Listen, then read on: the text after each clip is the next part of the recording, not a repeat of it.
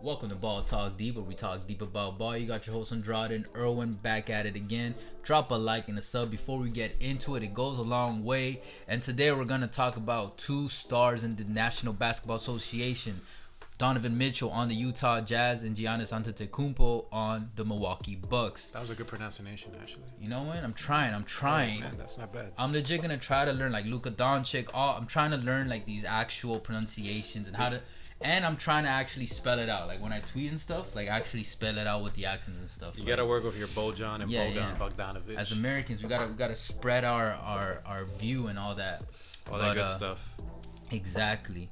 And I mean, you guys can tell by the title, we're gonna talk about Donovan and Giannis's decision on whether, if we're in their shoes, and whether we believe they should stay or go from their current organizations. They're both young, but they both got these big decisions to make with these pretty big contracts. You know what I'm saying? Yeah, I mean, it goes more with, it's safe to say both of these guys, they're seriously, especially Giannis, thinking about their legacy. Yes. Per se. So since we're starting off with Giannis, based on like, you know, what I said with legacy, and you're probably going to have other things as well.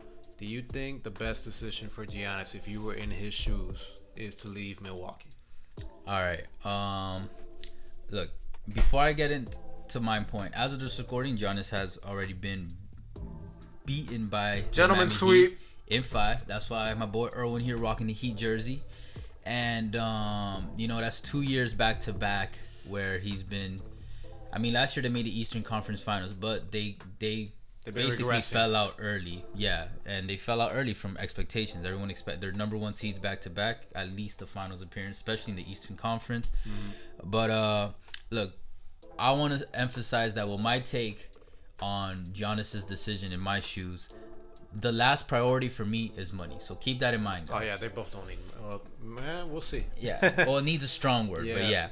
So, look, I believe Giannis should definitely leave the Milwaukee Bucks and leave the city of Milwaukee. I'm sorry, Bucks fans, but you guys had a fair amount of years with him. I think it's been about 7 or 8. Yeah, he signed his rookie extension.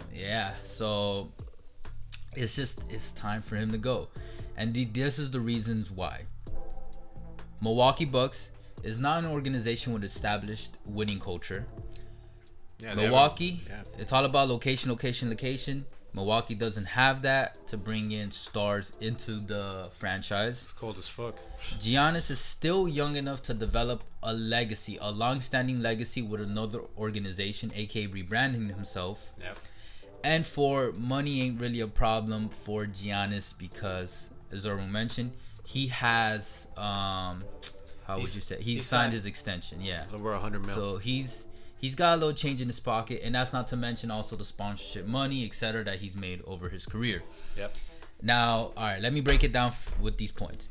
What I mean by Milwaukee not being a current organization with a winning established foundation is that a winning culture is fundamental in an NBA organization to legitimately compete and win a championship. And to be honest, guys, it's not very common. Like in the past 29 years, since 1991, only 11 organizations have won the NBA championship. And now most of us know that a lot of those chips were won during special eras with special teams like the Warriors, the Spurs, the Heat, the Lakers, and the Bulls. And together, those teams that I just mentioned have won 20 of the last 29 championships. Think about that. 20 of the last 29. And even the exceptions that won those anomaly championships. The Pistons. I'll go from most recent to latest. Or from latest to oldest. There you go. The Raptors, but they had Kawhi and they faced an injured Warriors. Yeah. The Cavs, they had LeBron James, Kyrie, you can throw Kevin Love, and they also had a historic upset that nobody expected. Yeah. And you can throw in Draymond's game 4-5 ejection, but you know, that's another story. The Mavericks, they faced the Heat's first year where the Heat were still figuring things out amongst the big three between Bosh, Wade, and LeBron. And the Heat got cocky. Yeah, and Dirk rose up to the challenge. Again, another superstar. Then we got Celtics. They had a big three era of Paul Pierce, Kevin Garnett, and Ray Allen. So that's come on, guys, pretty special. They won the first year. And then Pistons is probably the only team that won without a legitimate superstar, but they were really, really like super well rounded, and they had an all-time defense as a squad.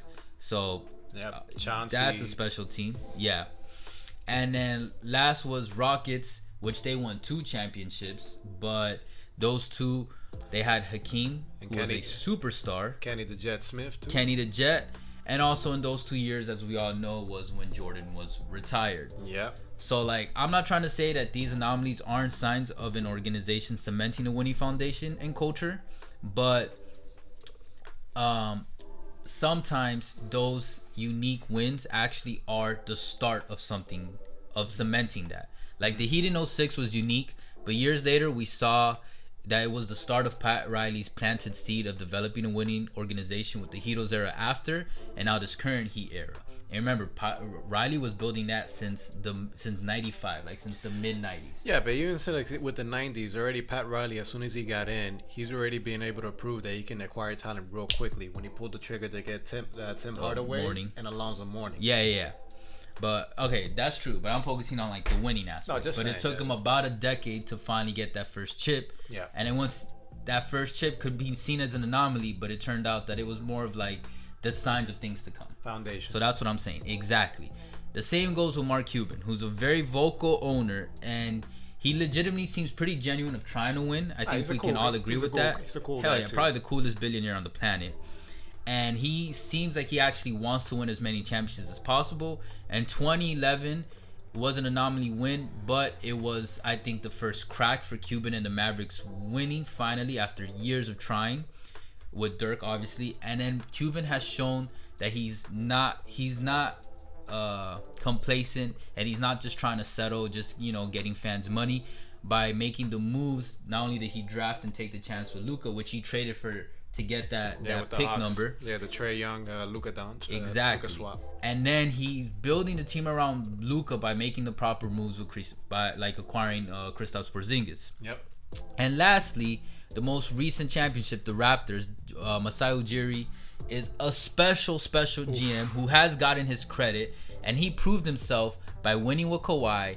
And after that, he is showing that he is trying to establish a legitimately winning culture by Toronto having a strong showing this season after Kawhi, even though nobody really expected it. You know what I mean? Well, that and a good sign of a good organization is that they draft well.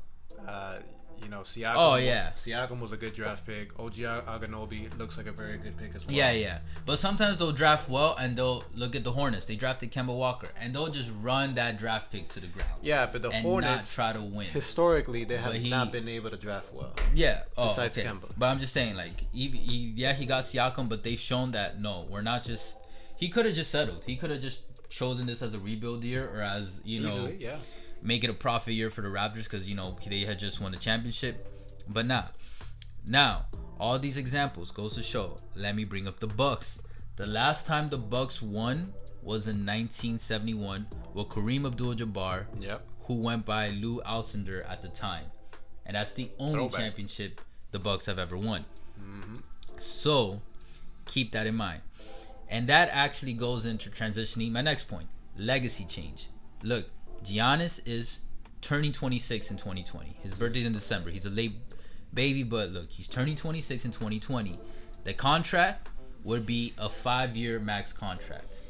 He would be 31 the next time he's able to go back into the free market. And that contract is not going to be easy to trade. Hell no. So keep that in mind. That's why I would pull the trigger right now, Giannis, because you're still young enough to change your legacy associated with a completely different franchise. And that's why I was using Kareem as a transition. Kareem won with the Bucks, brought their first championship. Kareem was heavily associated with Milwaukee. Anyone that knows basketball, heavily associated. But now when you think of Kareem Abdul-Jabbar, Lakers. Exactly. Showtime Lakers. Because after he won with the Bucks, he left, and then he continued winning with the Lakers, and he won multiple with the Lakers, and his legacy changed. And at 26, Giannis, it's your time, bro. You have the time to completely disassociate yourself. Not disassociate yourself, but rebrand yourself. Fuck Milwaukee. And be, but be associated with a different franchise and still have that home body legacy. If you really want that hometown legacy, like Giannis, it's not too late. Yeah, but you've been sleeping. Okay, yes, they had Kareem, but they also had Oscar Robertson too, the big O, bro. Yeah, but he was old as shit by then. I feel you. That's still the big O, man. Yeah, but Mr. Triple Double. Kareem before Russ. And no, it's true. And I think you'll bring that up, but like Giannis doesn't have that second star. No Oscar. We are not gonna compare Robertson. No, hell no, man. But look, my third point is location.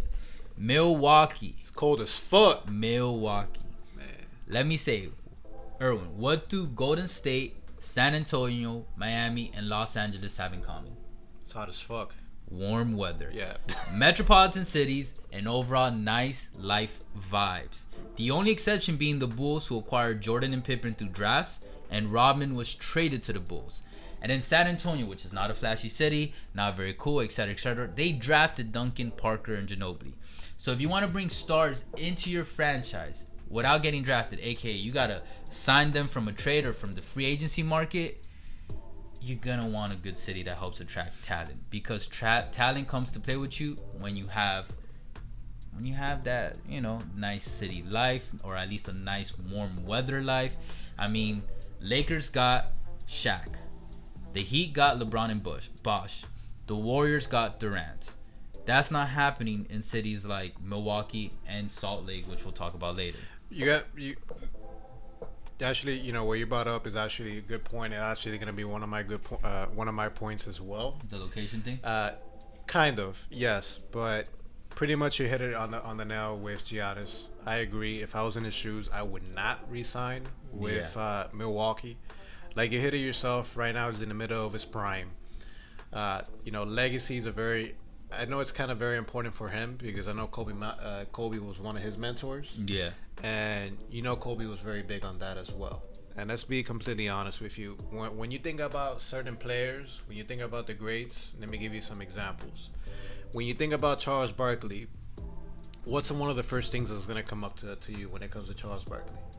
NBA on TNT. TNT, but also how many rings he has, which is none. And you get reminded of that suddenly. Shaq never lets him forget about it. For real, man. Every single time, even if he disagrees with Shaq with one slight thing, Shaq goes with that, and he sounds like a bitter old man. Hey, Chuck, how many rings have you won? It's a little bit fucked up, but it's the truth. And I think Giannis is well aware of the fact, where he stands. He is a superstar in the NBA. He's definitely made his mark in the league. Yes, and actually, I want to piggyback off that. Mm-hmm. The last priority, which I told y'all guys, wasn't my focus. It's definitely not if I was Giannis, but money. If you want to talk money, what he just said, that legacy and those rings equate more to the few millions you would miss out on. Look, his max contract is 5 years, $221.6 million. That's $44 million a year. If he did 4 years with a different team, it'd be $140.8 million in total, but the average salary is $35 million. He's only losing out on 9. I mean, you can forget about he'll get an extra year, but as long as he performs well, he doesn't have to worry about the extra year. He's only losing out on $9 million less a year if he goes with a winning culture, and like Erwin said, that's gonna be more valuable than. Yeah, but losing out on $9 million for someone like Giannis. The beauty of the NBA right now, compared to back in the day, is the endorsement opportunities per se. That gap that he has, yes, he's gonna feel it a little bit, but I think he'll be more than able to make that up with endorsements. So he's not gonna be feeling it especially as much. In the social media era per se. Number two, like you were saying, Milwaukee is a small market club. They're in Milwaukee. They're not the Los Angeles. They're not the Miamis. They don't have the pedigree of a franchise, a San Antonio led by Greg Popovich. Yes, there's anomalies like the New York Knicks, which are a dumpster fire of a franchise. If your organization is horrible, it doesn't matter where you're playing at. Nobody's going to want to play with you. But what's also hindering with, like what you're saying as well, if Milwaukee is going to acquire more talent, which what they need. Chris Middleton is a nice number 2 piece. It's adequate, per se. but he's not the number 2 that Giannis is gonna need to be able to get over that hump. Not even close. And where you're gonna need to be able to acquire better players, you're gonna need a trade, because a player is not gonna come, willingly through free agency to play in Milwaukee. And unfortunately, for the Bucks, what they have, in trade assets is they have the first round pick this year, which is not that high. It's number 24, number Something 23. like It's a that. late round pick, and the next pick that they're not gonna be able to trade, for a first round is not gonna be to 2024. And if they don't get reassurance from Giannis that he's not gonna stay, they're not gonna give up the 2024 pick. Because the way how it's looking like, if Giannis leaves, man, Time to rebuild. yeah, it's gonna be a rebuild. And last thing, that I would like to say, if he signs that supermax contract, it's gonna take him to his age 31 year. He's gonna be past his prime. You're not gonna know, what injuries or what the hell's going on at that Facts. time. And that $44 million, tag on the cap. Yes, a lot of teams are still gonna want Giannis, but it's gonna make it a lot more difficult for somebody to acquire him in a trade compared to if he looks at his options. Yeah.